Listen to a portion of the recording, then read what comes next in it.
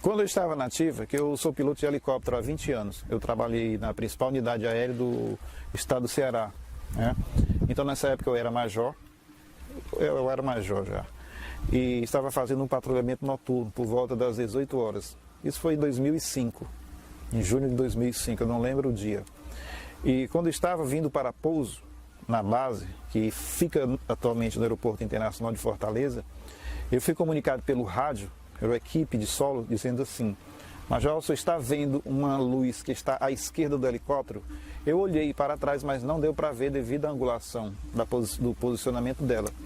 Eu disse que não estava vendo, e ele disse: pois quando o senhor pousar você vai ver. Aí eu fui diretamente para pouso, e quando eu desembarquei, ela se encontrava a 100 metros em cima do setor de decolagem do aeroporto Pinto Martins, do lado nascente, do lado leste. E nesse momento, ela tinha assim, um diâmetro de 12 metros, que a gente sabe avaliar a distância, até uma certa distância a gente sabe avaliar, distância e altura. E ela tinha mais ou menos uns 12 metros a 15 de diâmetro e pulsava. É uma luz muito branca, forte, um contorno lilás, então ela pulsava em seu movimento. Nesse momento, eu tenho o hábito de andar só com a filmadora e a máquina fotográfica, nesse dia estava num alojamento. Pedi para um soldado fosse pegar, mas não deu tempo. Por quê? Porque um avião de grande porte, começou a decolar e em rota de colisão. E nesse momento ela vem, baixa bem suave, sem barulho e some. E de repente ela some.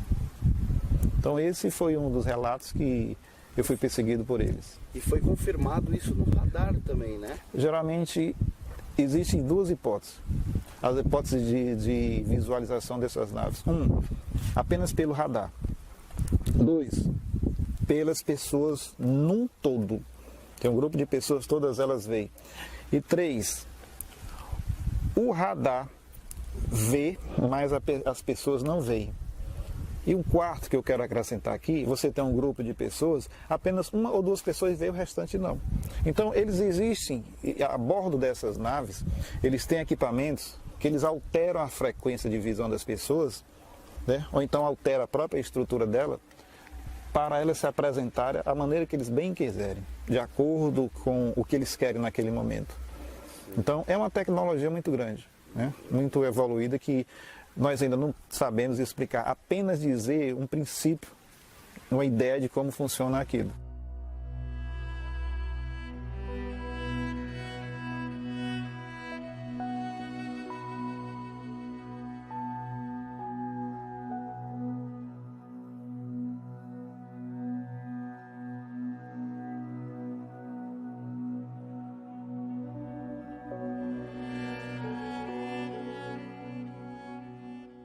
Aqui é a Pedra da Cabeça do ET, conhecida, né? Sim. Aqui na região de Quixadá, que foi um amigo nosso, tenente do Exército, Marcera, que gostava muito de praticar esportes radicais, alpinismo aqui na região, e descobrir esse local. E de lá para cá, a gente vem sempre trazendo nossos amigos para conhecer esta pedra, a Pedra da Cabeça do ET, porque realmente ela parece muito com a cabeça de um ET de perfil. Observe bem os olhos grandes e fundos, né? Que é o característico do Grey. Sim, do Grey. E aqui na região de Quixadá a gente tem relatado vários casos, que se a gente for contar vão ser inúmeros, mas podemos exemplificar o caso do seu Barroso, né? Que ele foi abduzido quando se dirigia para sua fazenda, da cidade para sua fazenda, a 12 quilômetros. E uma nave pousou logo à sua frente quando ele ia caminhando em sua charrete. Desceram dois seres e vieram jogar um raio em seu rosto, e depois de 17 anos ele só vinha regredir de idade, regressão mental, e veio a falecer posteriormente. Mas aqui na região nós tivemos vários exemplos desse tipo de acontecimento, em que a nave joga um raio na pessoa e a pessoa venha a sofrer algum dano. Inclusive temos 2 casos que as pessoas vieram a falecer, e 3 casos em que as pessoas tiveram regressão mental. Tanto que na época a gente só soube porque as familiares vão dando crédito a gente e vão contando seus casos. Sim. E que hoje essas pessoas que têm sequelas, elas se aposentaram como se tivesse débil mental, e outra que ingeriu bebida com chumbinho, veneno para praticar o suicídio, porque a pessoa não teve coragem de contar a realidade, o que aconteceu. Porque às vezes as pessoas não relatam, principalmente quando os casos são traumáticos, as pessoas têm medo de passarem vergonha, de serem debochadas, de serem ignoradas e não encontrarem apoio. Mas são vários casos de ataques a essas pessoas, são vários casos de abduções, são vários casos de perseguições. Sim. É muito grande. A gente começa a fazer um estudo na região norte do estado, que, digamos, de 100 casos catalogados que eu tenho, 80 casos são um raio de 100 quilômetros do centro de Quixadá. Eles têm uma preferência por essa região. Agora, o motivo eu não posso provar para vocês qual é o motivo. Eles dão mais ênfase a pesquisar as pessoas nesta região. Esse acontecimento aconteceu em 1976, às 3 horas da madrugada. Ele vinha de Quixadá para a fazenda em uma charrete. Aí o aconteceu na fazenda Santa Fé, no perímetro da estrada, Sim. Entendeu? Sim. Aí no qual aconteceu esse acontecido com ele, ele ficou uma pessoa debilitada, no qual ele realmente ficou sem rumo, sem sentido. Ficou perdido. Sim. Ele era trabalhador, era lutador, era comerciante, era pecuarista, era tudo ele. Comprava, vendia e trocava. Isso acontecido aí, no qual nós fomos lutar ele com um partido de medicamento, pensando em um qual tivesse resultado, mas não houve. Não houve nada de Lá resultado. internei em hospital, o médico cuidava dele de dia e de noite, mas... Sim. E pelo que a gente pesquisou aqui, o caso do seu pai não foi o único caso. Não foi não. Aconteceu vários. Teve vários casos. Vários. O senhor chegou a conversar com pessoas? Já, eu conheço até o marido do que aconteceu, o Joãozinho, ele realmente, a esposa dele faleceu do mesmo jeito do meu pai. O contato foi o mesmo. Foi o mesmo. Foi. O senhor também pode assim contar, relembrar como foi esse contato dele, do Joãozinho? O do Joãozinho foi por volta de 6h30 para 7 horas da noite, também no açude. No açude.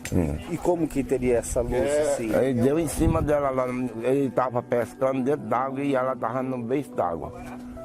Aí o qual foi de momento, rapidamente em cima dela. A luz? E no outro dia ele foi para se levar para Messejana de Fortaleza.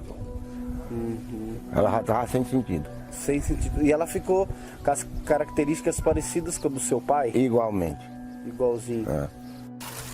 Então, a partir desse dia que encontraram o seu Barroso e levaram para o hospital, e ele totalmente desacordado, e quando tornou, ele não falava coisa com coisa, né? Então ficou muito deprimido nesse dia e não queria conversar com ninguém, e cada dia que se passava ele vinha se complicando mais, né? Até chegar um momento que ele só dizia uma palavra, que era mamãe, né? E nesse período aí de 6 meses houve uma mudança radical no comportamento dele. Ele não saiu mais de casa, passou a levar a vida totalmente acamado, só vegetando, e mudou a cor. Ele era bem moreno e a pele dele ficou branca, os cabelos ficaram todos brancos em 6 meses, e o meu pai veio tratando, né? E até que não chegou a uma conclusão do que estava se passando, né? Qual a doença, né? Não teve um diagnóstico. Então ele foi aposentado, né, como inválido, né? Um dos primeiros casos aí no Brasil que é uma doença sem diagnóstico, né? Mencionado sobre aquela questão de alguns cientistas estiveram aqui, né? Você poderia contar sobre essa situação? Então, na época, eles deram uma grande importância no momento em que foram fotografar o meu pai com ele, e quando deu a luz do flash, ele teve uma reação muito estranha na hora e de muito de muita agressividade também. Que isso ele já não fazia há mais de 6 meses, né? Ele ficava como se estivesse só dormindo. Então, quando a incidência da luz do flash bateu, ele causou aquele impacto nele, né? E ele deu um grito. E aí os cientistas que estavam aqui, os alemães, e uma revista, não me recordo bem, não sei se Planeta, associaram, né? E passaram a dar uma atenção maior a esse caso, né? Porque ficou muito próximo de uma realidade mesmo de abdução, né?